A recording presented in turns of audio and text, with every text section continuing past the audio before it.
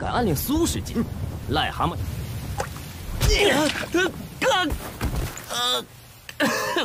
Lin Yun namanya. Ketika itu ia diusir dari sekti. Latar belakang Lin Yun adalah seorang budak coy, karena ia tidak memiliki kemampuan alias berada di tingkat 2 abadi. Menurut peraturan sekti, hanya murid tingkat 3 lah akan dianggap sebagai murid luar. Ditambah lagi Lin Yun menaksir senior Su. Senior Su adalah wanita yang memiliki bakat luar biasa coy. Tentunya itu hal lucu jika seorang budak menaksir sama senior, ya kan? Ibarat peribahasa, seekor katak berani memakan daging angsa.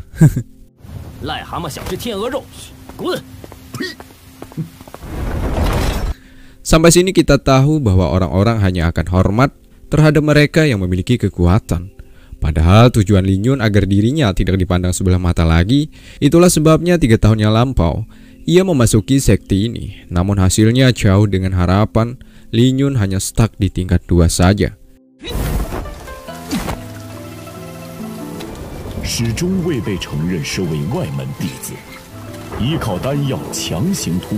Karena diusir, Lin Yun pun pergi ke sebuah tempat yang asing baginya, yakni di sebuah goa. Lin Yun merasakan tempat ini sangatlah aneh. Namun karena sudah larut malam, mau tidak mau ia harus berada di sini untuk beristirahat dan berlindung dari binatang buas. Di sini Lin Yun menyempatkan diri untuk membaca buku panduan bela diri. Tapi sayangnya, Lin Yun selalu gagal memahami isi kata-kata dan gerakan yang ada di dalam buku. Mungkin inilah alasannya kenapa Lin Yun selalu gagal untuk meningkatkan kualitas bela dirinya.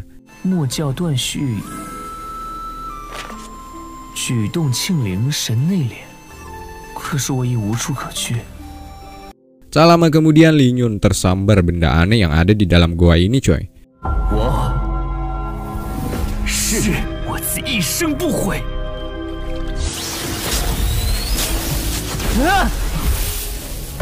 Ya, dialah orang di masa depan yang secara tidak langsung mereka bertransplantasi satu sama lain. Sebelum berada di situasi ini, orang masa depan tadi juga mengarah ke goa yang sama ditempati oleh Lin Yun. Orang ini berprofesi sebagai pengacara dan dia adalah orang penting di perusahaannya. Namun setelah sadar, Lin Yun merasa ada yang kurang, sebab handphone sebelumnya berganti dengan buku panduan bela diri. Di lain sisi, Lin Yun juga merasakan tentang kejadian barusan bahwa dia berada di sekti pedang dan menaksir senior Su. Nah, jadi inilah yang dinamakan transplantasi coy, di mana kedua ingatan masing-masing saling bertabrakan hingga akhirnya orang masa depan tadi sadar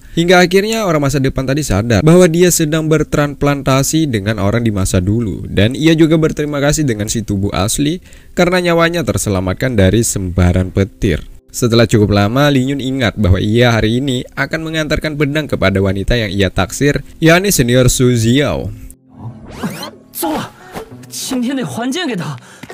Singkatnya, Lin Yun mendatangi ke tempat pandai besi yang bernama Hong Lao. Menurut cerita, Lin Yun murid yang juga memiliki keahlian dalam pemurnian pedang coy. Lin Yun kemudian mengambil pedang yang telah ia rendam ke dalam air. Hal ini bertujuan agar pedang ini hasilnya sangat sempurna. Dengan itu Lin Yun bergegas pergi menemui senior Su untuk mengantarkan pedang untuknya.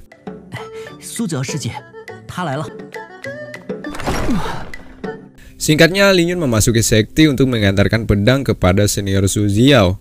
Kedatangan Lin Yun pertama-tama tidak langsung memberikan pedang, melainkan ia meminta maaf karena merasa kedatangannya sedikit tertunda akibat akses menuju ke sekti ini terbilang cukup memakan waktu. Zhao Feng, salah satu murid bertalenta juga menjadi pendamping Zhu Xiao, sok-sokan memarahi Lin Yun karena Lin Yun datangnya tidak tepat waktu.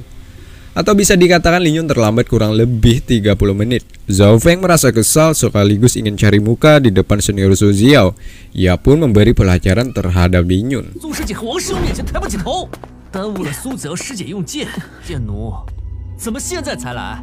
Namun Zhu Xiao menghentikan perbuatan Zhao Feng untuk tidak berlaku kasar terhadap Lin Yun.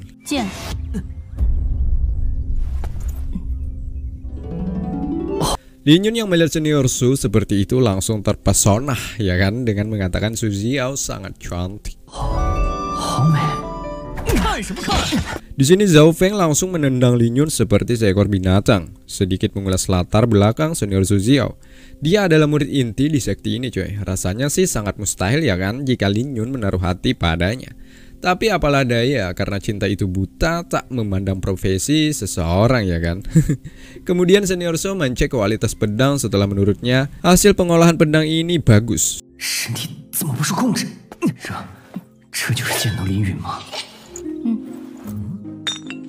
Suziao pun memberikan hadiah kepada Lin Yun. Hadiah ini adalah sebuah pil yang secara tidak langsung membantu Lin Yun untuk meningkatkan kualitas bela diri, coy. Ada Wang Ning, dia seorang murid dalam sekte Kang Yun yang merasa heran sekelas Lin Yun sangat pandai mengolah pedang. Ya, menurut Wang Ning, dengan ini sedikit banyaknya sudah dapat membuat sedikit hati dari senior Su.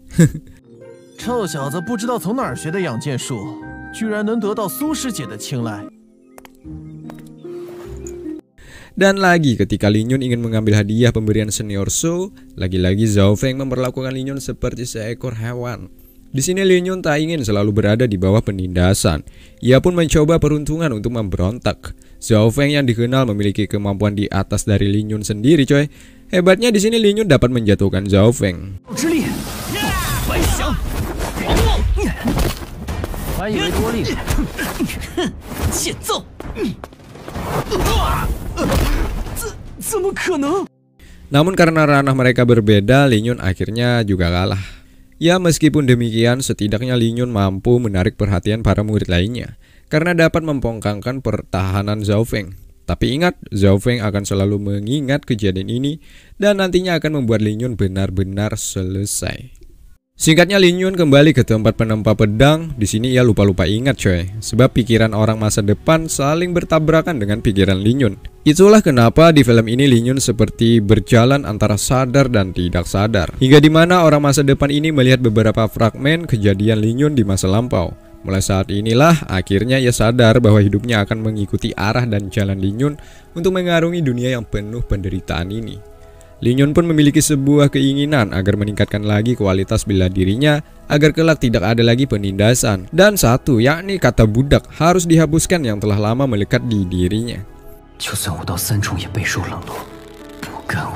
Lin Yun kemudian memasuki sekte ini dan menemui Hong Lao. Di sini ia ingin mengatakan bahwa sebentar lagi akan meninggalkan tempat ini, yang dimana tempat ini Hong Lao lah merawat dan mengajari Lin Yun dalam pengolahan pedang. Tujuan Lin Yun saat ini yakni memasuki halaman luar sekte agar namanya dihapus sebagai seorang budak. Ya, menurut Hong Lao, keputusan yang dipilih oleh Lin Yun adalah jalan yang benar.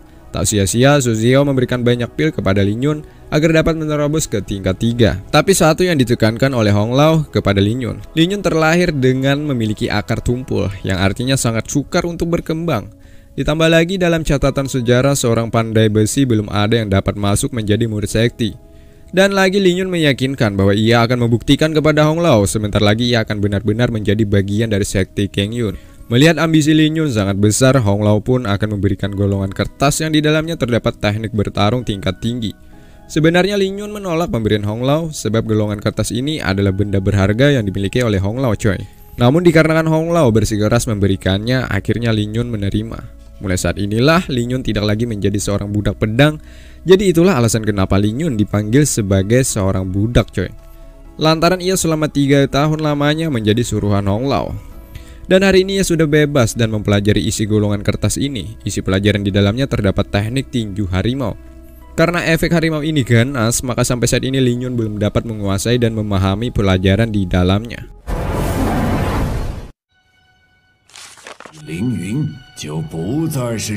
Untuk dapat mempelajari golongan kertas itu, maka jalan yang diambil harus meningkatkan kualitas bela diri yang dimiliki saat ini. Lin Yun pun melatih lagi gerakannya.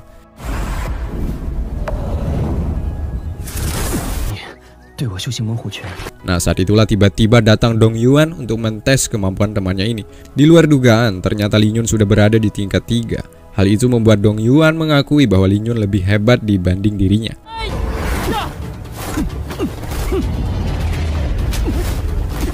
Kemudian Dong Yuan dibawa Lin Yun ke goa. Di sini Lin Yun menceritakan bahwa ia ingin bergabung dengan sekte luar dari Kang Yun. Menurut aturan sekte luar lebih rendah ketimbang sekte dalam, coy. Ya, hanya jalan inilah yang harus diambil oleh Lin Yun untuk meniti karir ke jenjang yang lebih tinggi lagi. Selain itu, Lin Yun juga tak ingin dirinya dipandang sebelah mata oleh murid-murid lain dari sekte ini. Di sini Lin Yun juga bercerita tentang Zhao Feng, di mana Zhao Feng selalu sok jago karena di belakangnya ada saudara yang diketahui menjadi 10 murid terkuat di sekte Kang Yun. Untuk sementara ini sih Lin Yun belum mempunyai tempat tinggal yang layak, coy. Sebab setelah ia meninggalkan tempat penempa pedang tadi dan juga belum tentu diterima menjadi murid sekte luar ya kan. Sehingga mau tidak mau sementara waktu ia tidur di goa ini. Dong Yuan yang tak tega melihat temannya harus tinggal di sini, ia pun akan membawa Lin Yun ke tempat yang layak untuk ditinggali. Ya, tempat ini diberikan oleh Dong Yuan secara cuma-cuma terhadap temannya. Dong Yuan juga berharap kepada Lin Yun di tempat ini ia bisa lebih fokus untuk berlatih. Malam harinya Lin Yun mencoba untuk kedua kalinya membuka golongan kertas. Ya, tujuannya untuk melatih tinju harimau coy.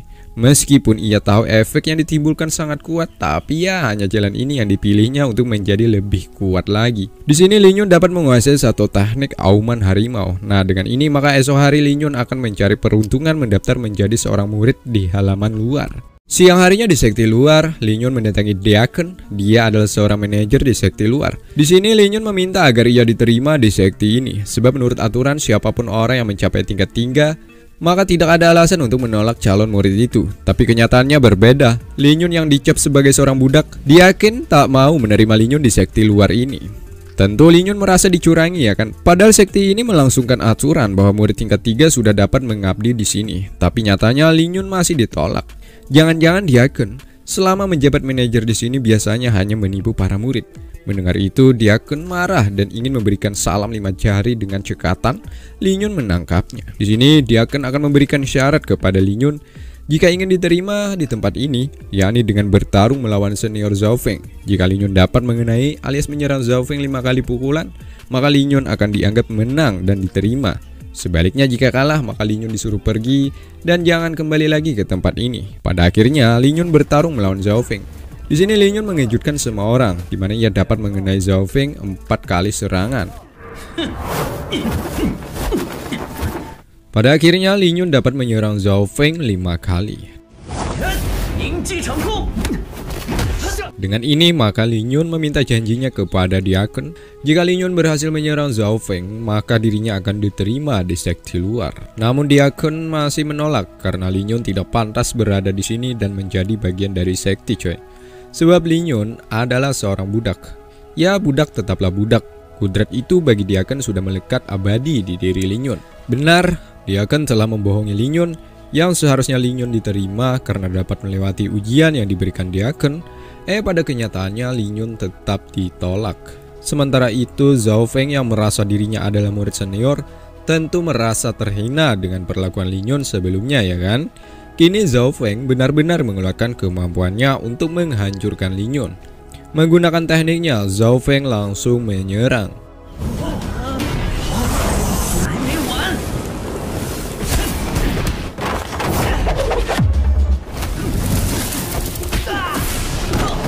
Di sini Lin Yun mengejutkan semua orang dengan menggunakan teknik tinju harimau. Dengan ini sudah cukup membuat Zhao Feng cacat akibat serangan barusan.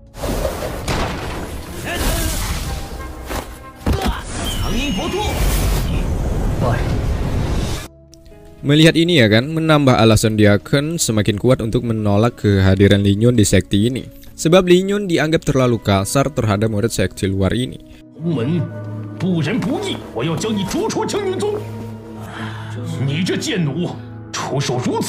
Di sini Lin Yun tak terima karena merasa dipermainkan oleh Deacon. Sehingga Lin Yun ia lepas kontrol untuk berkata-kata yang membuat Deacon semakin terpancing emosinya. 有受伤者则为自身实力不济。3条注释规定，刀剑无眼。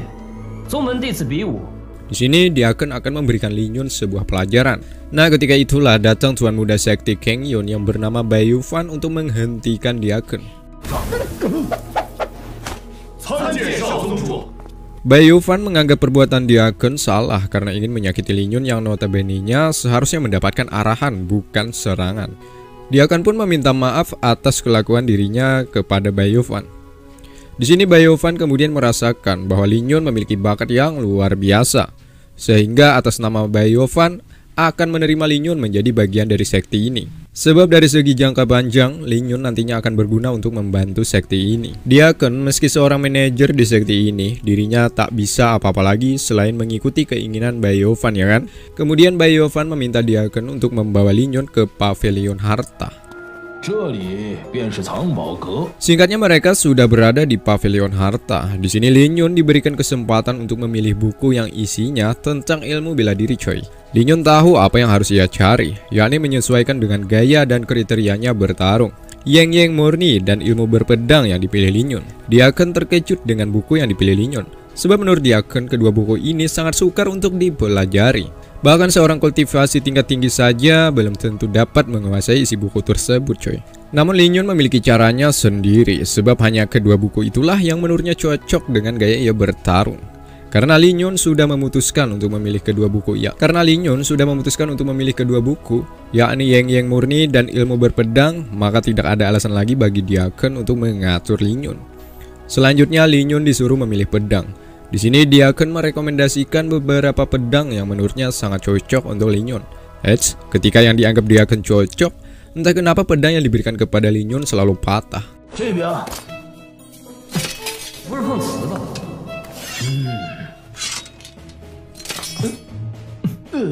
风，剑锋怎么了？ Ini semua mungkin berkaitan dengan pengalaman yang dimiliki Lin Yun coy. Sebab latar belakang Lin Yun dulunya seorang pandai besi dalam pengolahan pedang ya kan. Maka Lin Yun tahu pedang mana yang memiliki nilai dan kualitas tinggi. Hingga akhirnya tersisa satu pedang, dan inilah pedang yang diberikan oleh Diakon kepada Lin Yun. Ketika di hutan, Lin Yun sedang jalan-jalan. Ia merasakan pedang ini sangatlah ringan. Sepertinya pedang ini terbuat tidak 100% dari besi, melainkan ada campuran dari kayu. Meskipun demikian, Lin Yun tetap yakin dengan pedang yang ada di tangannya ini. Sehingga ia sebagai seorang pemilik pedang, pertama-tama meminta izin terhadap roh yang ada di pedang ini. Setelah cukup lama berjalan, Lin Yun mengingat lagi beberapa bacaan yang ada di buku sebelumnya ya kan. Lin Yun dapat menggabungkan kedua teknik tersebut, kemudian menghasilkan mahakarya yang luar biasa. Dimana dengan pedangnya saat ini, Lin Yun dapat menghancurkan batu di depannya. 以修炼巨剑成风。 Kemudian Lin Yun mencoba peruntungan dengan berkultivasi.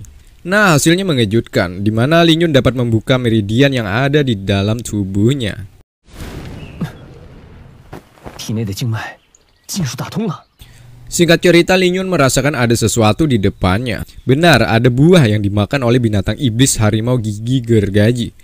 Lin Yun tahu di hadapannya ini bukan sembarang binatang iblis. Binatang ini diketahui memiliki tingkat 4. Tentu ini akan menjadi ancaman terhadap keselamatan Lin Yun yang saat ini hanya berada di tingkat 3. Binatang iblis ini melihat Lin Yun langsung menyerangnya. Sepertinya Lin Yun akan menjadi santapan di siang hari bagi binatang iblis. Lin Yun sempat merasakan ketakutan, sebab lawan yang dihadapannya ini seekor binatang monster tingkat tinggi. Tentu secara statistik Lin Yun jauh berada di bawahnya. Sampai sini Lin Yun sangat kewalahan untuk menghindari amukan dari binatang monster ini coy.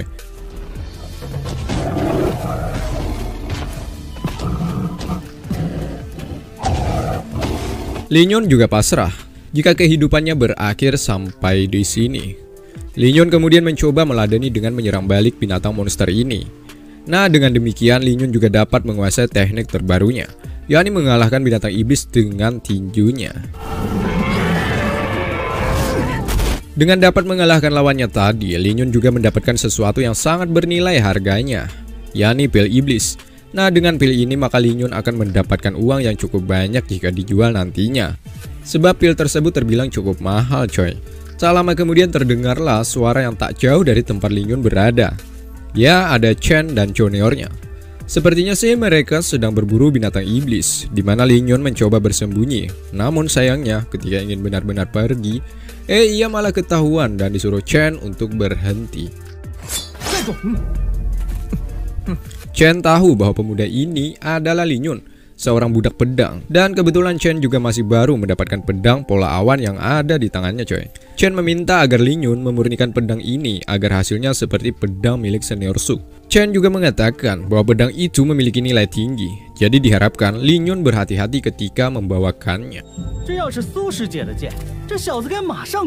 Di sini Lin Yun mulai menunjukkan jati dirinya sebagai pemuda yang pintar dalam besi. Lin Yun mematahkan pedang ini. Sampai sini akhirnya Chen tak bisa apa-apa lagi. Ingin marah pun percuma. Jadi ia berterima kasih terhadap Lin Yun, sebab dengan patahnya pedang tadi menandakan bahwa pedang itu tidak memiliki yang namanya kualitas.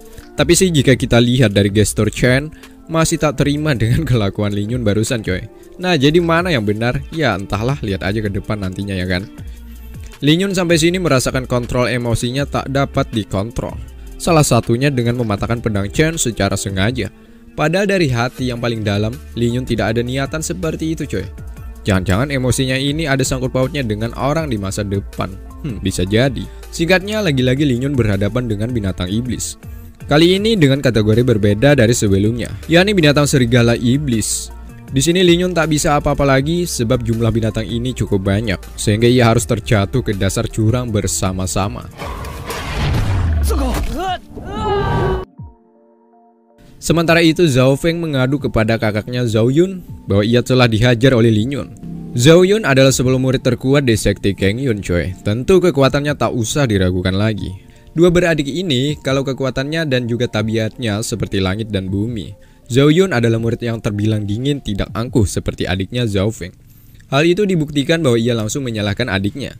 Karena di mana Zhao Feng dianggapnya sangatlah lemah. Andai kuat tentu kejadian ini takkan terjadi ya kan. Namun Zhao Feng yang memiliki 1000 alasan agar dibantu kakaknya ini, yakni dengan mengatakan bahwa Li Yun selain mengalahkannya juga menghina keluarga Zhang. Ya siapapun marah ya kan jika ada seseorang yang menghina nama keluarga termasuk Zhao Yun. Maka dari itu sifat dinginnya langsung mendidih dan akan membantu Zhao Feng memberikan pelajaran terhadap Li Yun. Sedangkan Li Yun alhamdulillah dirinya masih selamat. Di sini ia terjebak di dasar jurang. Nah ketika itu ia tak sengaja melihat ukiran yang bertulisan tata cara bela diri. Li Yun meyakini bahwa tulisan itu diukir oleh orang-orang terdahulu.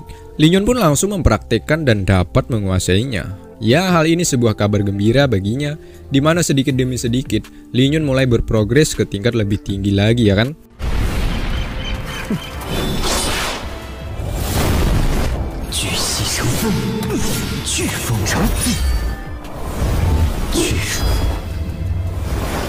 Tapi satu masalahnya, bagaimana cara ia keluar dari jurang? Untungnya ada temannya Dong Yuan yang menolongnya. Dong Yuan tahu bahwa Li Yun diterima di sekte dan juga mengalahkan Zhao Feng. Seperti biasa jika mereka bertemu, Dong Yuan dan Li Yun menguji kemampuan mereka masing-masing. Sehingga terjadilah